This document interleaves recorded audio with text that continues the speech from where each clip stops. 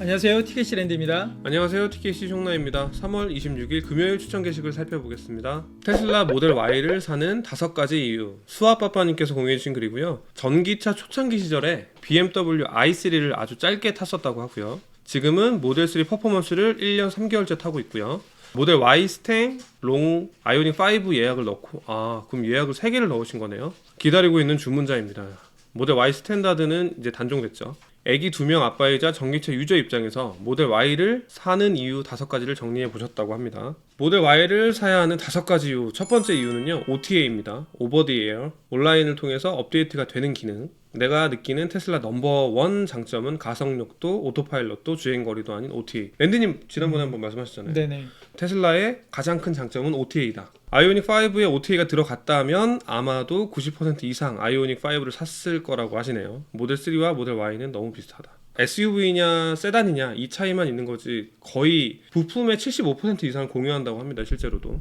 OTA 중요도는 차를 사기 전에는 알기 힘들다. OTA를 모르고 제로백 3.4초만 보고 모델 3 퍼포먼스를 샀고 가속력이 엄청 만족한다. 그러면 모델 3 퍼포먼스를 타고 계시는 분이 1년 3개월째 타고 계시다고 하죠. 그런데 왜 모델 아까 주문을 하신 게 뭐였죠? 모델 Y 스탠, 롱, 아이오닉 5. 모델 3 퍼포먼스를 타시는 분이 아이오닉을 주문을 하셨다고요? 이거 약간 이해하기 힘드네. 네. 저도 좀 이해가 잘 안 되는 부분이긴 합니다. 근데 모델 Y를 사려는 1순위는 바로 OTA라고 하셨어요. 테슬라는 보통 월 1회 이상 업데이트가 되고요. 예를 들면 차량의 UI가 3D로 바뀌고 내비게이션이 KT맵에서 T맵으로 바뀌고 처음에 안 되던 사이드 카메라 뷰가 나오고 모델 3를 안 되던 기능인 음성으로 창문이 열리고 열선 시트가 켜지고 외부 스피커로 붐박스죠. 음악이 나오고 차에 없던 기능이 핸드폰 업그레이드처럼 무선으로 다운로드 후에 추가가 된다. 그리고 오토파일럿은 시간이 지나면서 점점 더 정교해지고 있다. 다른 차들은 구입할 때 성능과 기능이 바뀌지 않아 차를 또 바꿔야 하지만 테슬라는 OTA 때문에 점점 더 기능이 좋아지는 거죠. 그 업그레이드에 내역이 있어요. OTA를 받으면 어떤 것들이 업그레이드 됐는지 내역이 나오는데 오토파일럿이나 뭐 자동 주차나 이런 부분들은 따로 표시는 안 되는 것 같은데 업데이트 하고 나서 해보면 못 찾던 길을 찾아가는 경우가 종종 있거든요. 저는 이제 NOA를 좀 자주 쓰는 스타일인데 최근 들어서 못 가던 길을 빠져나가는 경험을 했어요. 최근에 업데이트를 하고 나서. 그러니까 굳이 그 부분에 대해서 설명을 안 했더라도 업데이트를 해주는 거고요. 오토파일럿 기능은 업데이트가 되면 조금씩 계속 좋아진다고 보시면 될 것 같아요. 반면에 일반 차량들은 처음에 샀던 차 그대로 가는 거죠. 바뀌지 않고. 허리케인 때 OTA로 주행거리를 증가시켜줬다라는 글이죠. 그러니까 배터리 마진을 좀 더 타이트하게 잡은 거잖아요. 그게 아니라 이 당시에 배터리가 락이 걸린 배터리 실제로는 7호인데 60으로 이 수치는 정확하지 않습니다. 뭐 90인데 7호로 7호 뭐 옛날 얘기니까 뭐 7호인데 60 배터리인 줄 알고 타고 계시던 분들인 거죠. 배터리가 실제 배터리는 7호였고 그래서 락을 해제해 주었던 거죠. 마진을 줄여준 게 아니라. OTA로 주행거리를 증가시켜줬다. 한번 눌러볼까요? 눌러볼까요? 구체적인 수치가 나올 테니까. 네, 여기 있네요. 7호 맞네요. 60인데 7호 배터리가 정확하게 맞았네. 정확하게 그냥 맞았네. 말씀드린 건데 그냥 우연히 말씀드린 거였어요. 75kWh짜리 배터리가 탑재가 되어 있는데 구매하신 분들은 60kWh인 줄 알고 구매를 하셨던 거죠. 그랬고 허리케인이 일어났을 당시에 이 락이 걸려있던 75kWh짜리 배터리를 락을 해제해서 더 멀리 주행할 수 있게 해주었다라는 그런 맞잖아요. 얘기했죠. 마진을 더 줄인 거잖아요. 아니죠. 아니에요? 마진을 줄인 게 아니라 네. 락을 해제한 거죠. 그러면 75kW짜리 배터리를 락을 걸어서 네. 75를 다 안 쓰고 60만 쓰게 해주었었던 거예요. 그동안에는. 그러다가 네. 나머지를 해제를 해줘서 충전을 하면 더 멀리 갈 수 있게 해주었던 거죠. 그때 그 잠깐만. 그쵸, 잠깐만. 그 잠깐만. 네네. 네. 그 이후로 선물로 풀어줬을 수도 있는 거니까. 근데 그 후속 기사는 제가 본 적이 없어요. 그래서 그거는 말씀 못 드리겠지만 그랬던 사례가 있었다. 이렇게 주행거리도 증가시켜주는 OTA, 출력도 높여주기도 하고요. 네. 두 번째는 오토파일럿입니다. 테슬라 자율주행은 다른 자동차 대비해서 2단계 정도 우위라고 보면 됩니다. 제네시스 G80, 팰리세이드, 소렌토, BMW 6GT, 아우디 A6, A7, 볼보 XC90 이 많은 차들을 다 타보셨다는 건데요. 수아바바님께서 그런 말씀은 없어요. 등 수많은 차의 자율주행 기능을 사용했지만 이 본인이? 차량들을 다 타보신 거예요. 타보셨나 보네요. 네. 테슬라를 제외한 나머지 차의 자율주행은 고속도로에서는 원활하게 사용할 수 있으나 이제 이 부분에서 이제 약간 오해가 있을 수 있는 것이 이제 어떤 분들은 실제로 테슬라의 자율주행은 순위를 매겨보면 굉장히 떨어져 있다라든지 뭐 현대는 이미 다 완성을 했다라든지 뭐 이런 얘기들을 하시거든요. 그런데 그 순위를 매길 때 기준이 라이다가 있느냐 없느냐 이런 걸 집어넣고 그러니까 테슬라에게 불리한 그런 요소들을 가지고 평가를 하기 때문에 그런 순위가 나온 거여서 실제 성능하고는 좀 차이가 있고요. 그 다음에 현대가 완성했다고 하는 건 일부 지역에 HD 맵이 완전하게 구현된 일부 지역에서만 해당하는 얘기이기 때문에 일종의 이론적인 거죠. 이론적으로는 GM의 슈퍼크루즈, 구글의 웨이모, 현대 저 시스템 이런 것들이 더 뛰어나다고 말을 하는데 실제로 운행을 해보면 차이가 많이 난단 말이죠. 그리고 이제 우리가 당장 쓸 수 없는 FASD 기능이 아니라 지금 현재 우리가 쓸 수 있는 부분 자율주행, 주행 보조 장치죠. 이런 것만으로 비교를 했을 때 그럴 때 차이가 아주 심하게 많이 나죠. 네, 그리고 이제 성능을 이분이 말씀하신 거고 이 밑에서는 기능을 활성화시키는 방법에 대한 얘기를 하시는 건데요. 테슬라는 모델 3나 Y 같은 경우에 오른쪽에 있는 레버를 아래로 2번 내리면 바로 작동이 되죠. 바로. 그런데 보조 주행 장치가 들어가 있는 차는 현대 기아차밖에는 제가 다른 차를 못 타봐서 현대 기아차를 기준으로 말씀드리면 일단 속도가 어느 정도 이상이 되어야 되고요. 테슬라는 0km에서도 오토파일럿을 걸 수가 있죠. 그런데 현대 기아차는 일정 속도까지 올라가야지 기능을 활성화시킬 수 있고 그리고 활성화시키는데도 몇 번의 조작을 거쳐야 됩니다. 그리고 중요한 건 그냥 차선을 넘어가 버린다는 거죠.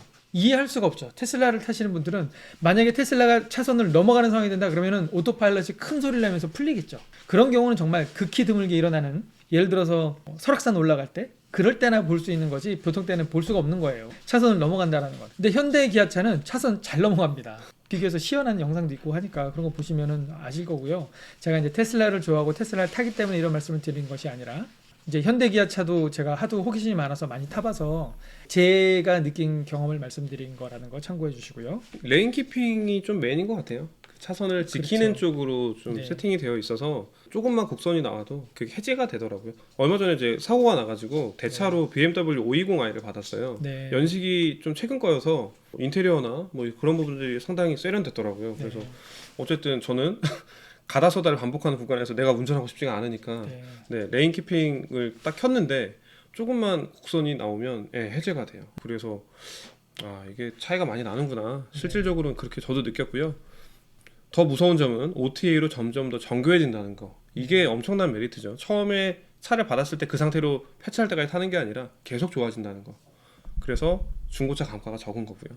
세 번째는 안전성입니다. 테슬라는 OTA, 오토파일럿 등으로 유명하지만 안전성이 가장 뛰어난 브랜드다. 전기차의 배터리 무게 부분이 반영되었지만 전복 테스트에서 전복이 되지가 않았다. 이 부분을 얘기를 하게 되면 상당히 믿기가 힘들어요. 테슬라 잘 모르시는 분들은. 아니 테슬라가 뭐 배터리만 쑤셔 넣어서 뭐 멀리 가게 했다라든지 출력을 높였다. 뭐 천장이 유리여가지고 불안하다든지. 네, 그러니까 다른 요소를 희생해가면서 억지로 성능을 높였다 뭐 이런 식으로 오해를 하시는 분들이 계시는데 그렇기 때문에 이런 걸 얘기하면서 볼보보다 더 안전한 차가 테슬라다라고 얘기하면 아무도 안 믿습니다.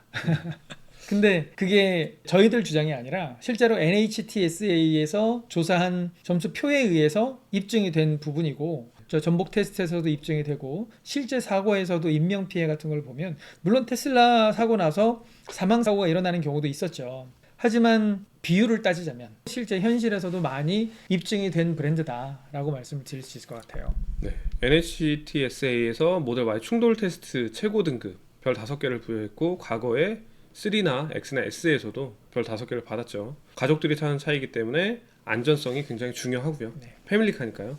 영상 한번 보고 얘기할까요? 정면 충돌인데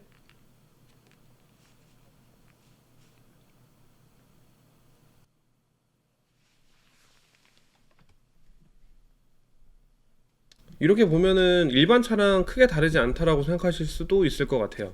근데 이제 이 영상을 보시면 이 부분을 지금 배터리가 데미지가 없어요. 정면으로 충돌했고 속도가 얼마나 나왔는지 못 봤네요. 지금 정면 충돌해가지고 이 프렁크 존에서 밀고 들어왔잖아요. 근데 배터리에는 데미지가 없어요. 모터에는 데미지가 있겠네요. 이 부분은. 그러니까 이 부분을 밀고 들어오지 않았다라는 건 뭐냐면 운전자를 더 안전하게 지켜줬다는 거잖아요. 그러니까 이 부분은 다리 쪽에 데미지를 입을 수 있는 부분인데 배터리가 막아준 부분도 있고요. 정면 충돌 테스트 후의 모습인데 또 이게 굉장히 재밌는 게 뭐냐면요. 테슬라는 그 트렁크라고 해서 빈 공간이 되게 많잖아요. 이 부분에 짐을 실을 수 있거든요. 일반 내연차는 여기에 엔진 부품들이 가득 차 있기 때문에 이 정도의 사고이면 거의 전손 처리 정도가 수리비가 나오기 때문에 폐차각이거든요. 그런데 지금 정면 충돌했는데도 불구하고 이 부분에는 부품이 별로 없어요. 그래서 이 차는 수리를 하면 수리 비용이 일반 내연차에 비해 상당히 적게 나올 거예요. 한 절반 정도. 네. 측면 충돌하는 거 한번 볼까요?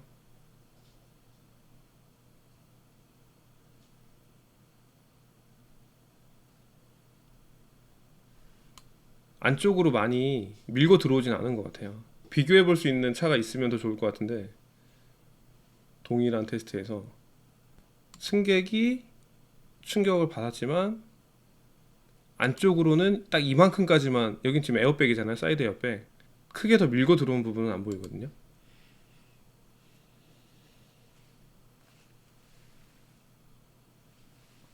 별 5개의 위험이죠 이게. 그 충격을 받았는데 안쪽으로 많이 밀리지 않았어요. 네. 그러면 그만큼 승객을 더 많이 보호를 해줬다는 거죠. 이거는 기둥 같은 거에 부딪혔을 때, 이거 데미지가 되게 많이 커 보이는데요.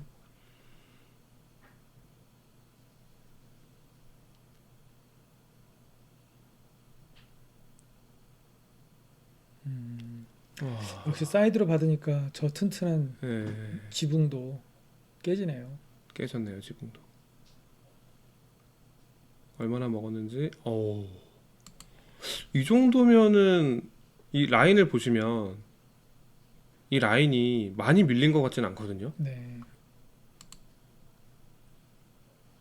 라인이 지금 다 지켜지고 있어서 이게 뭐 이게 움푹 들어간 게 좀 아니고 들어갔죠, 좀. 좀 들어갔는데 네. 예, 많이 들어간 것 같진 않아서 들어갔다 나왔죠. 안에 승객 운전자가 받은 데미지가 얼만큼인지는